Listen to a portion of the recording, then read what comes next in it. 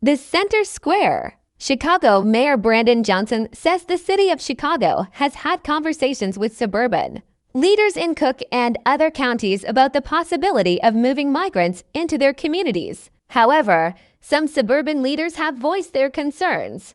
Thousands of migrant families have arrived in Chicago over the past year. City officials have placed many in police stations, YMCA letters, and Daly College. Recently, Johnson said the city is looking for other towns to help with housing migrants. We've had conversations with mayors across not just Cook County, but the surrounding counties. And we have had tremendous feedback, Johnson said Monday. We see some real support on the horizon, Keith Picow, the Republican mayor of Orland Park, a Cook County suburb of more than 57,000 people, told the Center Square that he is not on board with the idea. None of us have the resources for this. We do not have health departments. We do not have that kind of staff, Picow said. Gov. JB. Pritzker has called us a sanctuary state. Right, here's the deal. At the state level, the state has been ripping all the municipalities off by the local government distributive fund since prior to Pritzker. Many Illinois suburbs do not have the funds to take care of the migrants, he said. Municipalities have been getting screwed by the state of Illinois.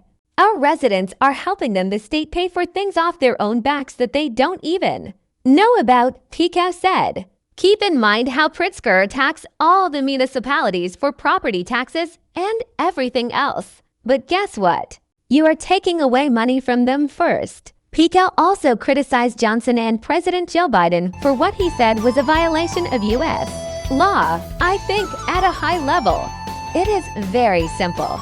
Joe Biden is putting his nose in the air to our laws and is violating our laws at the border. Picow said Brandon Johnson and his city have supported this, and he and the Cook County Board want them to be a sanctuary city, and that violates our laws as well. Just this month, Johnson said that Chicago would remain open for those that wish to come there, reaffirming the city's stance as a sanctuary city, or a jurisdiction with lax local enforcement of federal immigration laws. Here's what I am committed to doing. Honoring the law of being a sanctuary city and building systems of care that provide a pathway with dignity for individuals who are seeking refuge here in the city of Chicago, Johnson said.